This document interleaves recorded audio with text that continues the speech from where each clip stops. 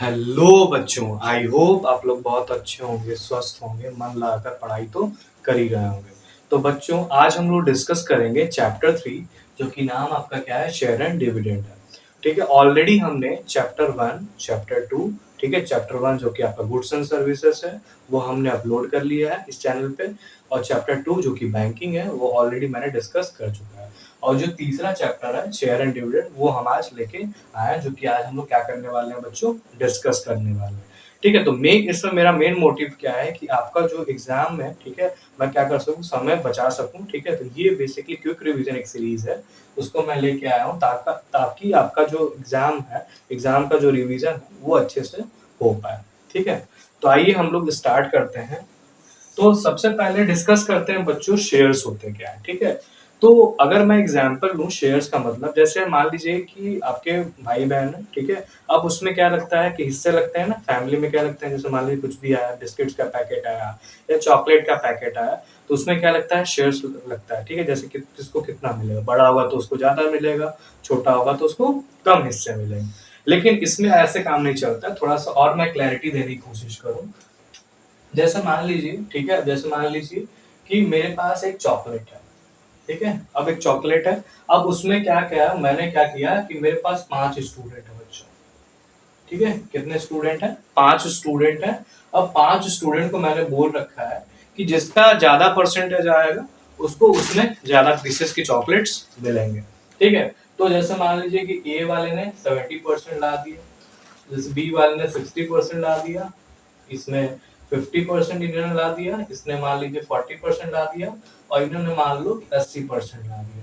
तो जो मैं क्या करूंगा, अपने दिमाग से क्या सोचूंगा कि जो 80% वाला बच्चा है उसको इसमें ज्यादा पीसेस दे दिया जाए, यानी ज्यादा शेयर्स मिलना चाहिए, और जो कम परसेंटेज वाले स्टूडेंट है उसको हम क्या करूंगा कि कम पीसेस के चॉकलेट वहां पे क्या करूंगा, दूंगा। ठीक है, एक स्टेप और आगे बढ़ने की कोशिश करते हैं और क्लैरिटी लाने की कोशिश करते हैं। तो ये तो हो गया शेयर्स की बात। ठीक है, थोड़ा सा और मैं बेस्ट एग्जांपल देने की मैं कोशिश करूं, तो जैसे मान लीजिए एग्जांपल अगर मैं दूं, जैसे मान लीजिए कोई एबीसी कंपनी है। ठीक है, कोई एबीसी क्या है बच्चों, कंपनी है। अब इसमें क्या है, एबीसी कंपनी में इसमें मान लीजिए कि मैंने क्या किया, अब जैसे एबीसी कंपनी को क्या चाहिए, बिजनेस ग्रोथ चाहिए। ठीक है, क्या चाहिए बच्चों, बिजनेस ग्रोथ चाहिए। अब बिजनेस ग्रोथ, ठीक है, यानी कंपनी को उसको क्या करना है, आगे बढ़ाना है। तो उसमें क्या करेगा, ठीक है, ये क्या करेगा, शेयर्स को लॉन्च करेगा, मार्केट में क्या करेगा, शेयर्स को लॉन्च करेगा। तो उसके बाद क्या करेगा कि इसमें क्या होंगे कि मार्केट में क्या होंगे, आपके शेयर होल्डर होंगे बच्चों। शेयर होल्डर कहने का मतलब क्या होता है कि जो शेयर्स को परचेज करते हैं उन्हें हम लोग क्या बोलते हैं, शेयर होल्डर बोलते हैं। तो इसने क्या किया, जैसे मान लीजिए 50 शेयर्स क्या कर दिया, 50 जो शेयर है वो मार्केट में निकाल दिया। अब जो 50 शेयर मार्केट में निकाला है, ठीक है, तो इसमें जो इन्वेस्टर्स हैं, बड़े बड़े जो इन्वेस्ट करेंगे या शेयर होल्डर हैं, तो वो अपने इन्वेस्टमेंट के हिसाब से शेयर को क्या करेंगे, परचेस करेंगे। अब जैसे 50 शेयर है, तो जैसे मान लीजिए किसी के पास ज्यादा इन्वेस्ट कर दिए, उन्होंने ज्यादा इन्वेस्ट कर दिया, तो उसके पास ज्यादा शेयर्स हो जाएंगे। कोई कम इन्वेस्ट करा तो उसके लिए उसमें क्या करेगा, कंपनी उसको कम शेयर प्रोवाइड करेगा। शेयर्स का मतलब कंपनी के एक आप छोटे से हिस्सा बन जाते हैं। ठीक है, आपकी वहां पे हिस्सेदारी, आपने इन्वेस्टमेंट की है, तो आपका वहां पे क्या, ओनरशिप वहां पे हो जाता है। ठीक है, छोटा सा आप क्या कर लेते हो, कंपनी को ओनरशिप वहां पे आप हो जाते हो। ठीक है, कंपनी आपको ओनरशिप प्रोवाइड कर देती है। जैसे मान लीजिए आपने 10% इसका, जैसे मान लीजिए 1 करोड़ का आपने, जैसे कंपनी ने 1 करोड़ लगा के अपना बिजनेस स्टार्ट किया, तो उसमें आपने मान लीजिए 10% कंपनी का लगा दिया। ठीक है, अब जो ये 10% कंपनी में लगाया है, तो आप 10% क्या हो जाएगा, आपका ओनरशिप हो जाएगा इस कंपनी में, क्या हो जाएगा बच्चों, ओनरशिप हो जाएगा, यानी कि आप ओन करोगे 10%। ठीक है, तो ये कंपनी आपको अलाउड कर देंगे। तो ये हो गया आपका। अगर मैं थोड़ा सा और क्लैरिटी में देने की कोशिश करूं,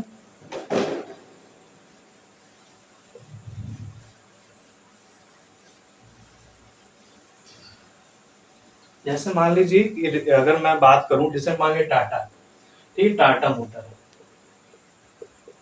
ठीक, तो टाटा मोटर्स क्या करी कि मार्केट में शेयर्स को क्या करी, लॉन्च करी। जैसे मान लीजिए कि इन्होंने क्या किया, 5 शेयर्स मार्केट में क्या किया, लॉन्च किया।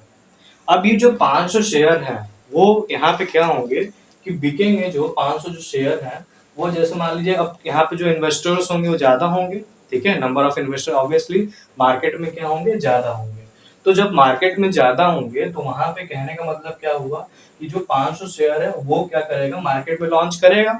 अब जब मार्केट में लॉन्च किया तो वहां पे क्या होगा कि जो इन्वेस्टर्स हैं या जो शेयर होल्डर है वो अपने इन्वेस्टमेंट के हिसाब से नंबर ऑफ शेयर्स को क्या करेंगे, परचेज करेंगे। अब जैसे मान लीजिए कोई ज्यादा इन्वेस्ट कर दिया तो ज्यादा शेयर्स को परचेज कर लेगा, कोई कम इन्वेस्टमेंट किया तो वो कम शेयर्स को परचेज करेगा, लॉजिकल है। ठीक है, तो ये चीज यहाँ पे है। अब यहाँ पे जैसे मान लीजिए कि इस टाटा मोटर ने, ठीक है, जैसे मान लीजिए 10 करोड़ का जो है वो क्या किया, शेयर्स को लॉन्च किया। कितने करोड़ का बच्चों, 10 करोड़ का शेयर को लॉन्च किया।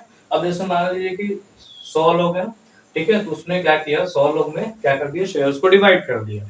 अब यहाँ पे बात आती है क्या, कितना कितना किसको शेयर मिला, तो जो ज्यादा इन्वेस्ट किया होगा बच्चों उनको ज्यादा शेयर्स मिल जाएगा, और जो कम इन्वेस्ट किया होगा उसको कम शेयर्स मिल जाएंगे। ठीक है, तो ये चीज यहाँ पे ठीक। अब यहाँ पे क्या है कि जब कंपनी जो है शेयर्स को लॉन्च की तो एक वैल्यू रखती है, प्राइस रखती है कि इसका प्राइस क्या हो, इस शेयर्स का प्राइस क्या हो, जो कि ये क्या होता है, नेचर में फिक्स्ड होता है। ठीक है, या उसी को आप लोग कह दो ओरिजिनल प्राइस होता है। ओरिजिनल प्राइस का मतलब जब मार्केट में कंपनी कोई शेयर्स को लॉन्च करती है तो उसी को हम लोग बोलते हैं, अब इसी को हम लोग नॉमिनल वैल्यू बोलते हैं। तो आपके जो एग्जाम में आएगा वो नॉमिनल वैल्यू के नाम से आएगा। किस वैल्यू के नाम से आएगा बच्चों, नॉमिनल वैल्यू के नाम से आएगा। ठीक है, अगर मैं यहाँ लिखूं नॉमिनल वैल्यू, ठीक है। एक होता है आपका मार्केट वैल्यू, ये सब कीवर्ड टर्म्स है, मैं की टर्म डिस्कस कर रहा हूँ बच्चों। ठीक है, मार्केट वैल्यू का मतलब क्या होता है कि जब मार्केट में जब शेयर्स को लॉन्च करेगी कंपनी तो जो वो वैल्यू होगा उसी को हम लोग यहाँ पे क्या बोलना है, मार्केट वैल्यू कह रहा है। ठीक है, तो ये चीज। अब नेक्स्ट थोड़ा सा टॉपिक में डिस्कस करने की कोशिश करूँ यहाँ बच्चों। ठीक है, तो मेरा मेन यहाँ मोटिव है कि आपका जो समय है वो बचाना।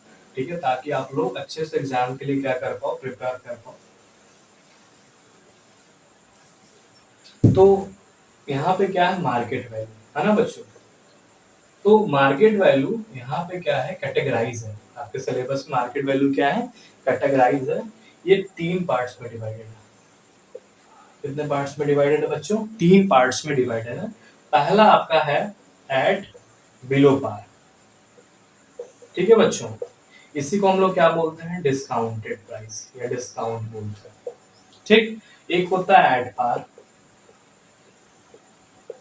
और एक होता है आपका एट अबव पार। ठीक है बच्चों, तो एट बिलो पार का मतलब क्या हुआ कि जब हमारी मार्केट वैल्यू क्या हो जाए, छोटी हो जाए नॉमिनल वैल्यू से। ठीक है, उसको हम लोग, इस कंडीशन को हम लोग क्या बोलते हैं, एट बिलो पार बोलते हैं, या आप कह सकते हो डिस्काउंट। एट पार का मतलब कि हमारा जो मार्केट वैल्यू है वो किसके इक्वल हो जाए बच्चों, नॉमिनल वैल्यू के इक्वल हो जाए, जिसको हम लोग बोलेंगे एट पार की कंडीशन।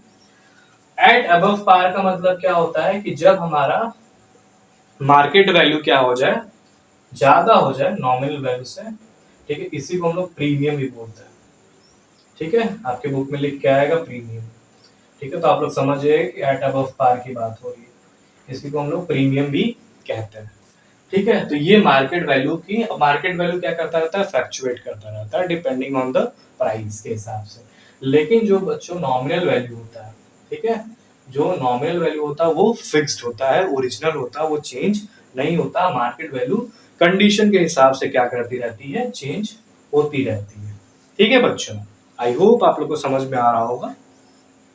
नेक्स्ट, अब मैं फॉर्मूला थोड़ा डिस्कस करूंगा यहाँ पे, क्योंकि फॉर्मूला से ही हम लोग क्या करेंगे ना बच्चों, क्वेश्चंस को अपने हैंडल करेंगे। ठीक है, तो मैं क्वेश्चन को अलग से सीरीज ही लेके आऊंगा, जैसे आप यहाँ पे टॉपिक में टॉपिक का सीरीज लाया। ठीक है, उसके बाद से मैं क्वेश्चंस की भी सीरीज लेके आऊंगा इस चैनल पे।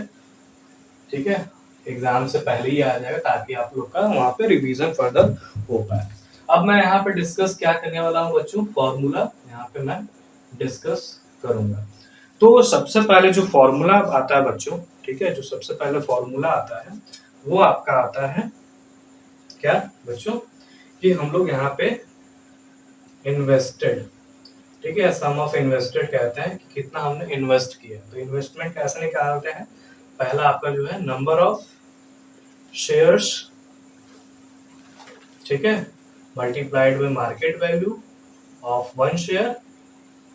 ठीक है बच्चों, ये हो गया आपका इन्वेस्टमेंट का फॉर्मूला या सम ऑफ इन्वेस्टमेंट भी कह सकते हो। ठीक, उसके बाद से दूसरा फॉर्मूला आता है, वो आपका आता है नंबर ऑफ शेयर्स।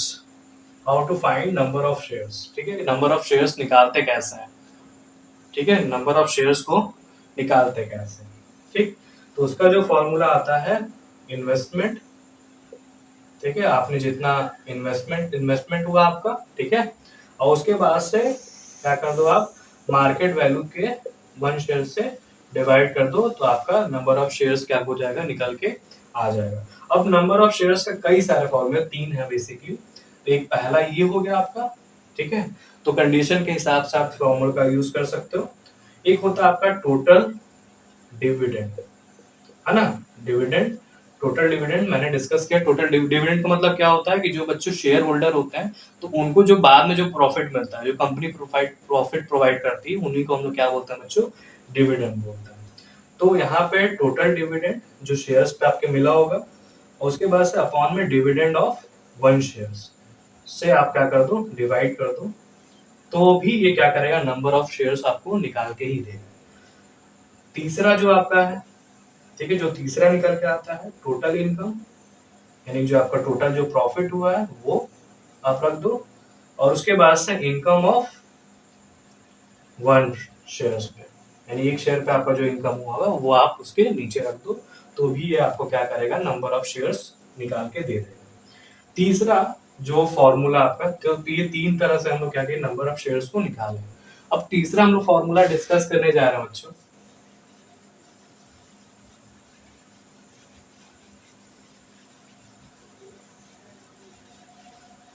तीसरा जो है बहुत काम के फॉर्मूले हैं, ठीक है, तो इसमें क्वेश्चन बन जाता है।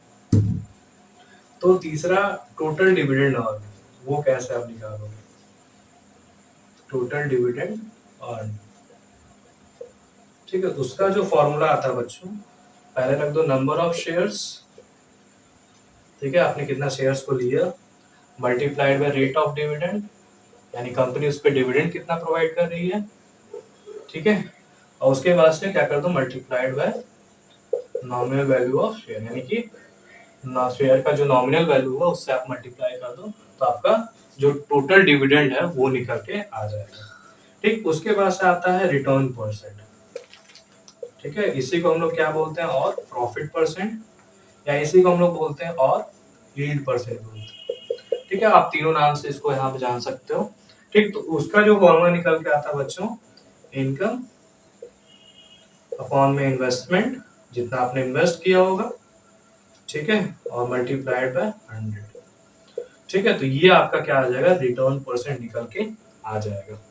ठीक है, तो ये हमने फॉर्मूला यहाँ पे डिस्कस किया, आपको यहाँ पे कॉन्सेप्ट भी देने की कोशिश की, आपको आपकी इजिली जो है चीजें समझ में आ जाए। ठीक है, तो ये हमने यहाँ पे डिस्कस किया। तो बच्चों यहाँ पे क्या है, मेन मोटिव मेरा यही है कि आप लोग क्या करें कि क्विक एक रिवीजन दे, यहाँ पे मैं क्विक रिवीजन से आपको यहाँ पे समझाने की चीज कोशिश की है, ठीक है, ताकि आपका समय बर्बाद ना हो, ठीक है, आपका टाइम वेस्ट ना हो। ठीक है, टाइम देखिए बहुत क्रूशियल है, ठीक, बोर्ड्स के लिए, बोर्ड्स आपके धीरे धीरे नजदीक आ रहे हैं, तो यहाँ पे आपको टाइम को क्या करना पड़ेगा, थोड़ा सा सेव करना पड़ेगा, और उस हिसाब से आपको इफेक्टिव स्टडी करनी पड़ेगी, ताकि आपका जो है, जो जितनी भी क्लैरिटी है, जितना भी आप, क्योंकि आपका सिलेबस बहुत बड़ा है, ठीक है, उसके हिसाब से आपको वहाँ पे क्या करना पड़ेगा, पूरी तैयारी भी करनी पड़ेगी। ठीक, तो आई होप आप लोग को चीजें जो है समझ में आई होंगी। तो मैं यहाँ पे आप लोग को अगले लेक्चर में मिलूंगा। अच्छा, एक चीज और है बच्चों, वहां पे क्या है कि मैं जो अगला जो लेक्चर लेके आऊंगा वो केमिस्ट्री का लेक्चर लेके आऊंगा, जो कि चैप्टर 1 है, उसको मैं डिस्कस करूंगा। यहाँ पे मैं 3 चैप्टर मैथमेटिक्स का पूरा डिस्कस कर दिया है। अब जो मेरा अगला लेक्चर आएगा वो केमिस्ट्री सब्जेक्ट का होगा, जो कि पहला चैप्टर का होगा, वो मैं क्या करूंगा, वहां पे डिस्कस करूंगा। ठीक है, अच्छा, जो क्वेश्चंस का बच्चों जो सीरीज है वो मैं एग्जाम के पहले लेके आऊंगा। ठीक है, तो मैं यहाँ पे केवल टॉपिक्स वाइज मैं यहाँ पे रिवीजन कराने की यहाँ पे कोशिश कर रहा हूँ। ठीक, तो आई होप आप लोग को चीजें समझ में आई होगी। तब तक के लिए थैंक यू, पढ़ते रहिए, धन्यवाद बच्चों।